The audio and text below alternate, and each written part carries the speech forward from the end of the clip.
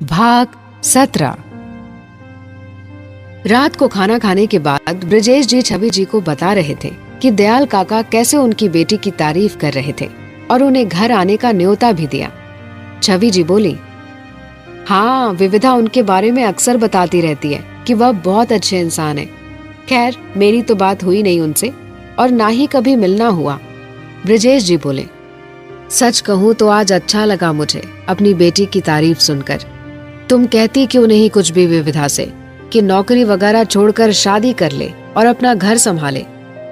छवि जी बोली, अगर 1-2 साल नौकरी कर भी लेगी तो क्या हो जाएगा, शादी करने से मना तो नहीं कर रही ना। फिर कुछ वक्त ही तो मांग रही है आपसे। उसके बाद शादी हो जाएगी तो अपने घर परिवार में ही रम जाएगी। तब पता नहीं वहां कोई उसे नौकरी करने देगा भी या नहीं। रात को आरुषि को काका ने खाना खाने के लिए कहा, पर उसे भूख नहीं थी। काका ने भी उससे जिद नहीं की। वह विक्रम का खाना लेकर जब ऊपर उसके कमरे में पहुंचे तो उसे काम में व्यस्त देख टेबल पर खाना रख वापस जाने लगे कि विक्रम ने उन्हें रोका और आरुषि के बारे में पूछा। काका ने बताया कि उसने खाने से मना कर दिया है, तो अपनी प्लेट ले वो नीचे उतरकर आरुषि के कमरे में आ उसके सिरहाने आ बैठा और उसे पुकारा। आरुषि जब जागी तो देखा कि विक्रम उसके पास ही बैठा है। उसे वहां देखकर वह डर गई कि शायद भाई अभी तक नाराज हैं। विक्रम उसकी तरफ देख मुस्कुरा दिया। खाली पेट सोने का इरादा है क्या? चलो खाना खा लो, मुझे भी बहुत भूख लगी है। आरुषि अचंभे से कभी विक्रम को देखती तो कभी दरवाजे पर आ खड़े हुए काका को देखने लगी। वह कुछ रिएक्ट कर पाती कि विक्रम उसे अपने हाथों से खाना खिलाने लगा और बोला, दिमाग पर ज्यादा जोर मत डालो, बस इतना याद रखो कि आज वाली गलती दोबारा ना दोहराओ कभी। आरुषि उठकर उसके गले से लग गई। मैं आपको शिकायत का मौका कभी नहीं दूंगी, मुझे माफ कर दीजिए भाई। विक्रम ने उसके सिर पर प्यार से हाथ रखा। भूल जाओ वो सब। खाना खाने के बाद आरुषि पढ़ने बैठ गई और काका विक्रम बाहर डाइनिंग टेबल पर बैठ के खाना खाने लगे। विक्रम ने काका से उनका फोन मांगा, ये कहते हुए कि उसे एक कॉल करनी है, लेकिन वह अपना फोन ऊपर रूम में ही छोड़ आया है। काका ने उसे अपना फोन दे दिया, जिसमें से विक्रम ने विविधा का नंबर देख लिया। फिर ये कहकर फोन काका को वापस दे दिया कि बाद में बात कर लेगा। खाने के बाद विक्रम ऊपर अपने रूम में आया और इधर उधर टहलने लगा। क्या करूं? क्या इस वक्त विविधा को कॉल करना सही रहेगा? कहीं वह इसका गलत मतलब ना निकाल ले। पर उसे मना तो करना ही होगा ना कि जो पार्क में हुआ वो सब विविधा काका या आरुषि से ना कहे, वरना क्या इज्जत रह जाएगी मेरी उनके सामने। मैं भी पता नहीं क्यों विविधा के सामने ज्यादा इमोशनल हो गया था। क्या सोच रही होगी वो मेरे बारे में। विक्रम ने काफी बार कोशिश की विविधा का नंबर डायल करने की, लेकिन हिम्मत ही नहीं हो रही थी।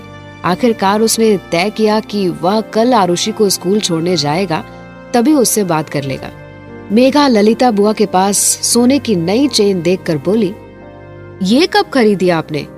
ललिता बुआ बोली, मुझे खरीदने की क्या जरूरत है, मेरा भाई है ना जेब ढीली करने के लिए। मेघा चौंकी, इस बार क्या दांव खेला आपने? ललिता बुआ ने उसे सब कह सुनाया। मेघा अपनी माँ को शाबाशी देते हुए बोली, आप तो कमाल हो माँ, मेरे लिए भी एक रिंग ले लेती ना। ललिता बुआ बोली, अरे अभी तो बहुत से मौके आएंगे, तब ले लूंगी। मेघा सोचने लगी कि अगर लेनी होती तो पहले ही ले लेती ना। वह अपनी माँ से नाराज होती हुई वहां से चली गई। अगले दिन सुबह विक्रम आरुषि को अपने साथ जॉगिंग के लिए ले गया। उनके जाने के तुरंत बाद ही कल्पना, जो कि एक ओर छुप कर खड़ी हुई थी, घर के अंदर आ गई। दयाल काका जैसे ही दरवाजा बंद करने को हुए कि सामने कल्पना को देख हैरान रह गए। कल्पना उतरा चेहरा लिए उनके सामने खड़ी हो गई। कैसे हो दयाल? दयाल काका सुनकर उनका मजाक उड़ाने के लहजे में हंसे। आपको अपने अलावा किसी दूसरे की फिक्र कब से होने लगी कल्पना जी? कल्पना ने अब अपना रोना धोना शुरू किया और दयाल काका को वही झूठी कहानी सुनाई जो उसने आरुषि को सुनाई थी। दयाल काका कुछ वक्त तक खामोश से उसे देखते रहे, फिर हंसते हुए बोले, कहानी अच्छी बना लेती हैं आप। वैसे मानना पड़ेगा आपको कल्पना जी, इतना कुछ गलत करने के बाद भी आप मुंह उठाकर यहाँ चली आई। अरे कुछ तो शर्म बचा कर रखनी चाहिए थी आपको। जब इंसान खुद कुछ गलत करता है तो भले ही वह और लोगों के सामने शरीफ बनने का कितना भी नाटक कर ले, लेकिन उसकी आत्मा जानती है कि वह अंदर से एक खोखला इंसान है। कैसे नजरें मिला लेती हैं आप आईने में खुद को देखकर? घिन नहीं आती आपको खुद से? आप एक निहायत ही घटिया इंसान है। पैसे और स्वार्थ के लालच में इंसान को इतना भी नहीं करना चाहिए कि वह इंसान कहलाने लायक तक ना रहे। बड़े साहब ने आपके प्यार पर भरोसा कर अपनी फैमिली तक को छोड़ दिया और आपने उन्हें भी छोड़ दिया। याद रखिएगा, आपने बड़े साहब, आरुषि बिटिया और जिस किसी को भी धोखे दिए हैं उन सब की हाय लगेगी आपको, और आपका अंत जब इन्हीं बुरे कर्मों की बदौलत दर्दनाक होगा तब आपके पास सिवाय पछतावे और अकेलेपन के और कुछ नहीं होगा। अपनी गलतियों पर आप ऊपर वाले के सामने पर्दा नहीं डाल सकती, उसकी लाठी में जवाब नहीं होती। अपने धोखे प्रपंच की कीमत तो आपको चुकानी ही होगी। बहुत कुछ बिगाड़ चुकी हैं आप। अब भी थोड़ी बहुत शर्म बची हो तो चुपचाप वापस लौट जाइए और कभी वापस मत आइएगा। कल्पना रोने लगी और अपने माँ होने की दुहाई देने लगी। दयाल काका अब तालियां बजाकर हंसने लगे। आपको देखकर ऊपर वाला भी सोचता होगा कि इसे तो मैंने इंसान बनाया था, फिर यह क्या बन गई। अरे आपसे बेहतर तो जानवर होते हैं, वह भी अपने बच्चों के लिए या अपने दोस्तों के लिए अपने से भी ताकतवर दुश्मन से लड़ जाते हैं, लेकिन आपने तो अपनी ही बच्ची को छोड़ दिया, सिर्फ इसलिए क्योंकि आपने किसी और को अपने प्यार के जाल में फंसा लिया था, और वह बड़े मालिक से ज्यादा अमीर था। मैं बड़े मालिक को बहुत अच्छे से जानता हूँ, इसलिए मुझे बहलाने की कोशिश मत करिएगा। खैर, एक काम तो अच्छा किया आपने जो विक्रम के सामने यहाँ नहीं आई, वरना अभी तक तो वह आपको धक्के मार कर इस घर से बाहर निकाल चुका होता। कल्पना ने जब देखा कि उसकी किसी भी तरकीब का कोई भी असर दयाल काका पर नहीं हो रहा है तो उसने अपने आंसू पूछे और बोली, मुझे लगा ही था कि तुम नहीं मानोगे। चलो, तुम्हारे लिए एक ऑफर है, तुम मेरा साथ दो और मैं बदले में तुम्हें माला माल कर दूंगी। दयाल काका गुस्से से बोले, यही तो धोखा खा गई आप। आपको लगता है कि हर कोई आपकी तरह गिरा हुआ है जो दूसरों की भावनाओं के साथ खेलना पसंद करता है और सिर्फ कागज के नोटों का भूखा है। कहाँ लेकर जाएंगे इतना पाप और पैसा? आखिर में मिलना तो मिट्टी में ही है आपको भी और मुझे भी। फर्क सिर्फ इतना होगा कि मेरे मरने के बाद जब लोगों के जहन में मेरी यादें आएंगी तो उनके चेहरे पर मुस्कुराहट होगी, लेकिन आपके मामले में पहली बात तो कोई आपको याद करना भी नहीं चाहेगा, लेकिन अगर याद आई भी तो उनके मुंह से सिर्फ एक ही बात निकलेगी, अच्छा हुआ जो मर गई, वरना पता नहीं और कितनों के साथ बुरा करती। कल्पना चिढ़ गई। बहुत बकवास कर रहे हो तुम, औकात में रहो। और रही बात विक्रम की, तो मैं उससे नहीं डरती, मेरे जैसा शार्प माइंड नहीं है उसका। धोखे फरेब में मुझे मास्टर डिग्री हासिल है और कई तरह के दांव जानती हूं मैं। दयाल काका बोले, वह तो मैं देख ही रहा हूं कि कितना नहीं डरती हैं आप विक्रम से, तभी तो उसके जाने के बाद छुप कर यहाँ आई हैं। लेकिन एक बात याद रखना कल्पना जी, होंगी आप अपने बुरे कर्मों में एक्सपर्ट, लेकिन आपको यह नहीं पता कि जब कोई शरीफ इंसान अपनी शराफत छोड़कर आप जैसों को सबक सिखाने के लिए बुरा बनता है तो वह आप जैसों को सबक सिखाकर ही दम लेता है, और फिर आप जैसे लोगों को कहीं सिर छुपाने तक की जगह नहीं मिलती। किसी को कभी खुद से कम नहीं आंकना चाहिए, और शरीफ इंसान को तो बिल्कुल भी नहीं, क्योंकि पता नहीं कब किधर से आकर ऐसा दांव लगाएगा कि आपके रोंगटे खड़े हो जाएंगे। विक्रम से बचकर रहिएगा और उल्टे पैर वापस लौट जाइए, दोबारा यहां मत आना। कल्पना बोली, मैं जो करने आई हूं वह करके ही दम लूंगी। दयाल काका बोले, विनाश काले विपरीत बुद्धि। लगता है आपके पाप का घड़ा भर गया है। जो मर्जी आए कीजिए, लेकिन एक बात याद रखिएगा कि आखिर में आपके पास सिर्फ बुरे कर्मों के फल के अलावा और कुछ नहीं होगा। कल्पना पैर पटकते हुए वहां से चली गई। कुछ देर बाद विक्रम और आरुषि घर वापस लौट कर आए। काका को देखकर विक्रम समझ गया कि जरूर कोई बात है, पर आरुषि के साथ होने की वजह से उसने उनसे कुछ नहीं पूछा। विक्रम आरुषि को स्कूल छोड़ने आया और उसकी नजर विविधा को ही ढूंढ रही थी, लेकिन वह तब तक नहीं आई थी। विक्रम अपने ऑफिस चला गया और स्कूल के लंच टाइम का इंतजार करने लगा ताकि विविधा को कॉल कर सके। दयाल काका काम खत्म कर सिटिंग एरिया में बैठे सोचने लगे कि क्या करें। विक्रम को बताएं कि कल्पना सुबह यहाँ आई थी या फिर चुप रहे। एक तो वह कल काफी परेशान हो चुका है, पर मेरा सावधान करना भी तो जरूरी है ना। पता नहीं इस कल्पना के दिमाग में क्या चल रहा है। ये सब बाद में तय करूंगा कि क्या करना है। फिलहाल अपने दूसरे प्लान पर ध्यान देता हूँ। काका ने बाहर गार्डन में काम कर रहे माली रतन को बुलाया। मैं बाहर जा रहा हूँ कुछ काम से, घर का ध्यान रखना और किसी को भी घर के अंदर घुसने मत देना। काका अब खुश होते हुए बाजार की तरफ चले गए और वहां विविधा के पापा की शॉप खोजने लगे। कुछ देर की मशक्कत के बाद उन्हें ब्रजेश जी की शॉप मिल गई। वह वहां जाकर उनसे एक दुकान का पता पूछने लगे। ब्रजेश जी ने उन्हें पता बता दिया।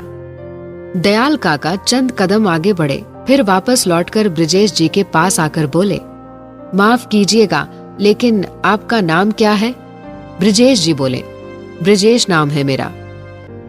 दयाल काका चौंकने का नाटक करते हुए बोले, कहीं आपकी बिटिया टीचर तो नहीं? ब्रजेश जी थोड़े हैरानी से बोले, हाँ, पर दयाल काका बोले, विविधा नाम है क्या उसका? ब्रजेश जी अचंभे से उन्हें देखने लगे। हाँ, लेकिन आप कैसे जानते हैं उसे? दयाल काका हंसते हुए बोले, भूल गए मुझे आप? मैं दयाल हूं। बताइए, कितना अजीब इत्तेफाक है। कल ही तो फोन पर बात हुई थी और आज ही मिलना हो गया। लगता है हमारी खूब अच्छी जमेगी और ऊपर वाला भी चाहता है कि हम दोनों एक दूसरे से मिलें। ब्रजेश जी उनकी बात सुनकर हंस दिए। मुझे तो विश्वास ही नहीं हो रहा है कि आप यहाँ हैं। दोनों साथ बैठकर बातें करने लगे। घंटे भर की बातचीत के बाद दयाल काका ब्रजेश जी से जल्दी ही अपने घर आने का वादा लेकर चले गए। ब्रजेश जी से मिलने के बाद काका और भी ज्यादा आश्वस्त थे कि अब उनके सपने को पूरा होने से कोई नहीं रोक सकता। 2-4 मुलाकातें और हो जाने के बाद वह ब्रजेश जी से विविधा और विक्रम के रिश्ते की बात कर लेंगे। तब तो विविधा पीछे नहीं हट पाएगी। पसंद तो करती है विक्रम को, पर कहती नहीं है। रही बात विक्रम की, तो उसे तो थोड़ा इमोशनल ड्रामा करके मना ही लूंगा।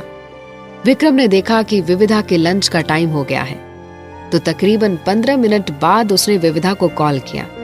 अनजान नंबर से अपने फोन पर कॉल आते देख वह सोच में पड़ गई कि ये किसका नंबर है। पहली बार में तो उसने कॉल रिसीव नहीं की, लेकिन जब विक्रम ने दोबारा कॉल की तो उसने कॉल रिसीव की। हेलो, विक्रम बोला। हेलो विविधा। विविधा ने जब आवाज सुनी तो उसका एक पल भी नहीं लगा यह समझने में कि दूसरी तरफ से विक्रम बात कर रहा है, लेकिन इसके पास में उसका नंबर कहां से आ गया? विविधा ने तो स्कूल के नंबर से उसे कॉल किया था। उसको चुप देखकर विक्रम बोला, मैं विक्रम बोल रहा हूं, पहचाना नहीं क्या? विविधा अपनी हैरानी को छुपाते हुए बोली, पहचान लिया। विक्रम बोला, तो फिर चुप क्यों हो? विविधा बोली, मैं यह सोच रही हूं कि आप भला मुझे कॉल क्यों करने लगे? अभी तो मैं तुम्हारी बहन की क्लास टीचर भी नहीं हूं, याद तो होगा ही ना आपको? विक्रम बोला, अच्छे से याद है। विविधा बोली, तो फिर किस लिए फोन किया आपने? ओ, आरुषि को कोई मैसेज देना होगा, है ना? विक्रम बोला, नहीं। विविधा सोच में पड़ गई। फिर क्यों कॉल किया? लगता है काका को कुछ बात करनी है। विक्रम झुंझलाहट में बोला, क्यों फालतू का दिमाग दौड़ा रही हो? मैंने फोन किया है तो जाहिर है कि मुझे ही बात करनी होगी तुमसे। विविधा दंग रह गई। क्या आपको बात करनी है, वो भी मुझसे? क्यों, नहीं कर सकता क्या?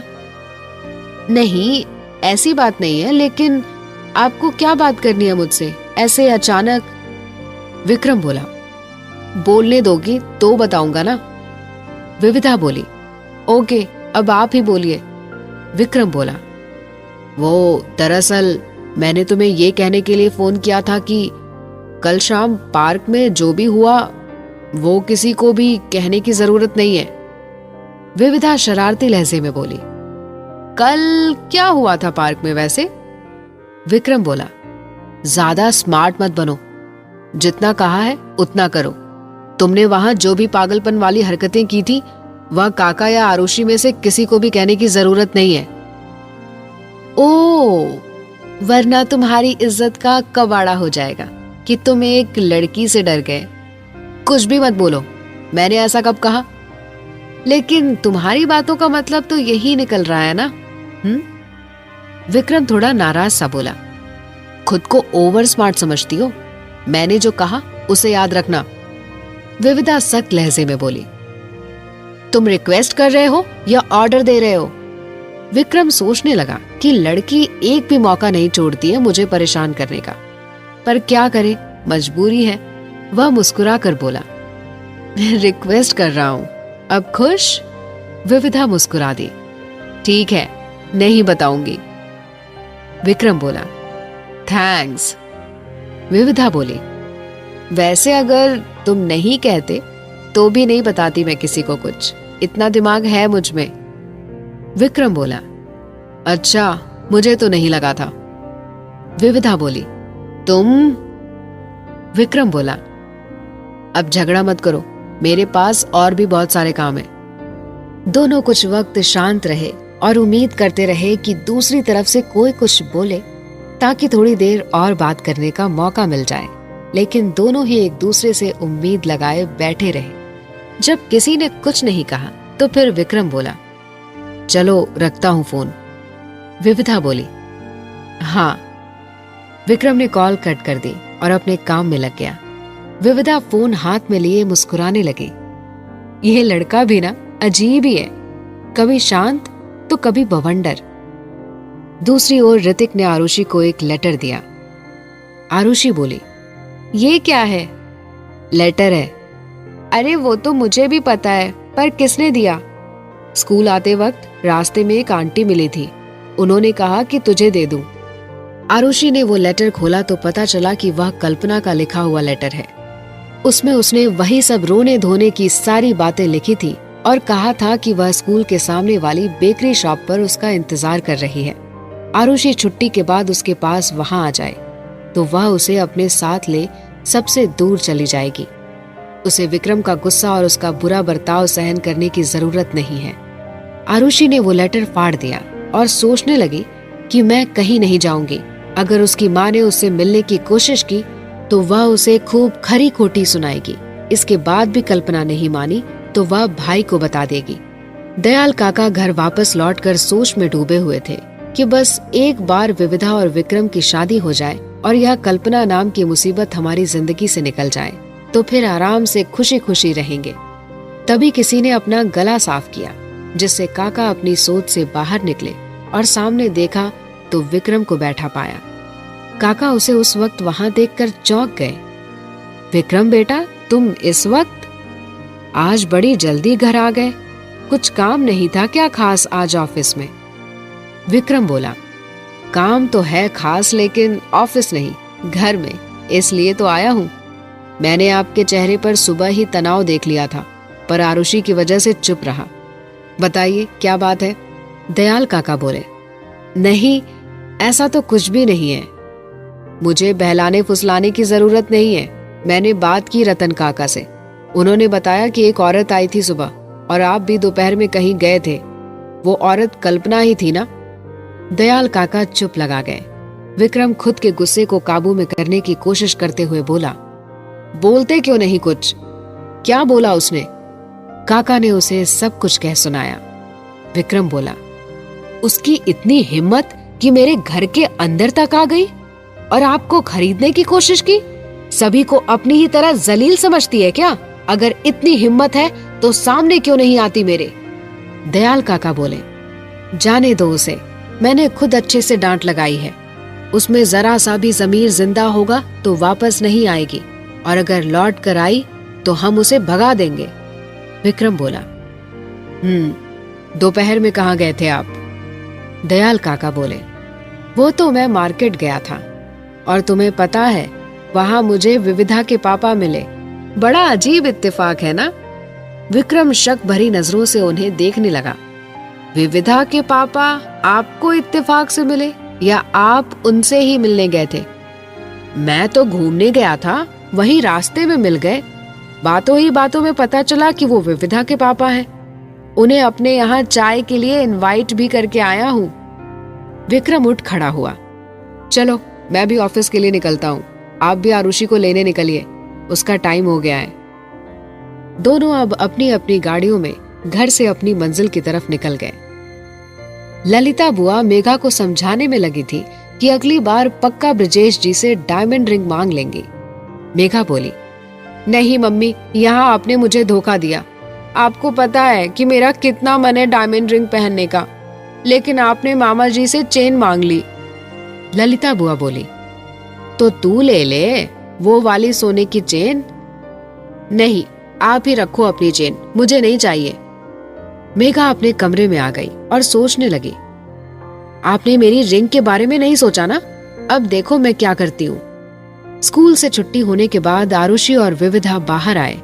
बेकरी शॉप पर एक ओर छुपकर खड़ी कल्पना ने जब आरुषि के साथ में विविधा को देखा तो सोच में पड़ गई कि यह लड़की कौन है।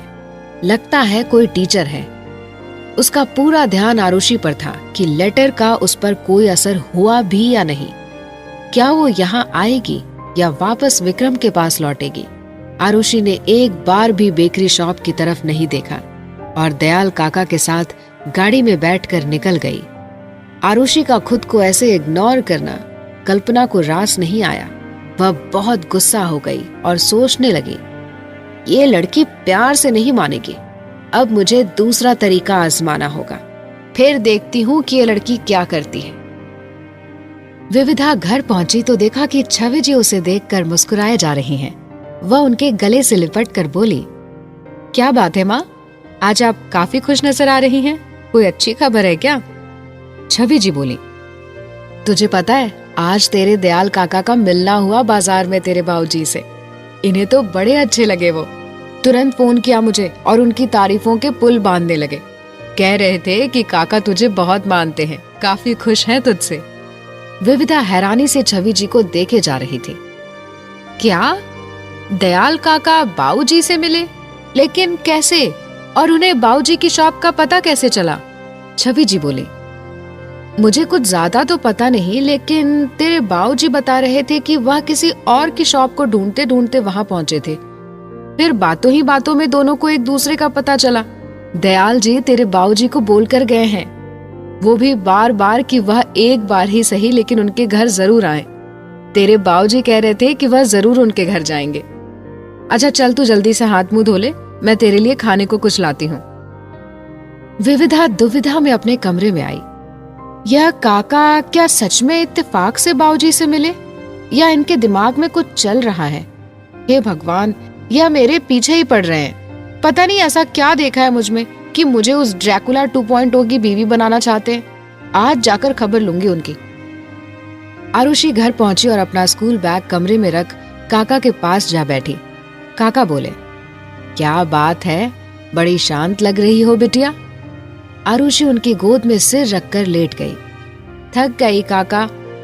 काका बोले, जाहिर है पढ़ाई का बोझ भी कितना हो गया है आजकल बच्चों पर, फिर एक्स्ट्रा एक्टिविटीज, ट्यूशन वगैरह। तुम आराम करो, मैं तुम्हारे लिए कुछ खाने के लिए बनाकर ले आता हूँ। बताओ क्या खाएगी आज मेरी बेटी? आरुषि काका की तरफ प्यार से देखने लगी। आप कितना ख्याल रखते हो ना मेरा, एकदम माँ जैसे। दयाल काका हंस दिए और प्यार से उसके सिर पर हाथ रखा। माँ ही समझ लो। मेरी इतनी प्यारी बेटी है तो उसे तो लाड लड़ाना बनता ही है ना। आरुषि बोली, आप मेरे लिए उपमा बना दो, आज बड़ा मन है और आप बहुत टेस्टी उपमा बनाते हो। दयाल काका मुस्कुरा उठे, अब भी लाता हूँ। काका उठकर किचन में चले गए।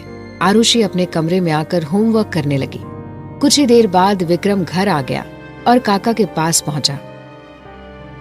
बड़ी खुशबू आ रही है, क्या बना रहे हैं आप? दयाल काका दंग से उसे देखते रहे। उपमा। लेकिन तुम्हें क्या हो गया? बड़ी जल्दी लौट आए ऑफिस से। जिस इंसान को कभी काम से फुर्सत नहीं मिलती थी, वह आज घर जल्दी आ गया।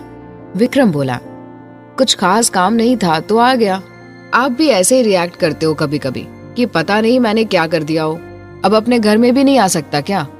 काका बोले, जरूर, मैं तो शुरू से कहता हूँ कि घर को भी वक्त देना चाहिए। कल को शादी होगी तो बीवी को भी तो वक्त देना ही होगा ना। विक्रम बोला, आपका कभी कुछ नहीं हो सकता। वह किचन से निकलकर आरुषि के कमरे में आया तो उसने उसे पढ़ते हुए देखा। विक्रम उसके पास आ बैठा और बोला, थोड़ा आराम कर लेती। आते ही वापस पढ़ाई करने लगी। आरुषि ने जब उसे देखा तो खुश हो गई। भाई, आप इतनी जल्दी कैसे आ गए? अब विक्रम नाराज सा बोला, ऐसा भी क्या गुनाह कर दिया मैंने अगर मैं जल्दी आ गया तो? उधर किचन में काका भी पूछ रहे थे और यहाँ तुम भी शुरू हो गई। आरुषि हंसने लगी। कभी कभी मुझे लगता है भाई कि घर में छोटा बच्चा मैं नहीं, दयाल काका है। विक्रम मुस्कुरा दिया। मुझे भी यही लगता है। इतने में बाहर से काका की आवाज आई, अगर दोनों भाई बहनों के इस बूढ़े काका के लिए चुगली हो गई हो तो आ जाओ बाहर, गरम गरम उपमा तैयार है। आरुषि और विक्रम दोनों डाइनिंग टेबल पर जाकर बैठे और काका के साथ उपमा का आनंद लेने लगे। आगे क्या हुआ जानने के लिए सुनिए कहानी का अगला भाग।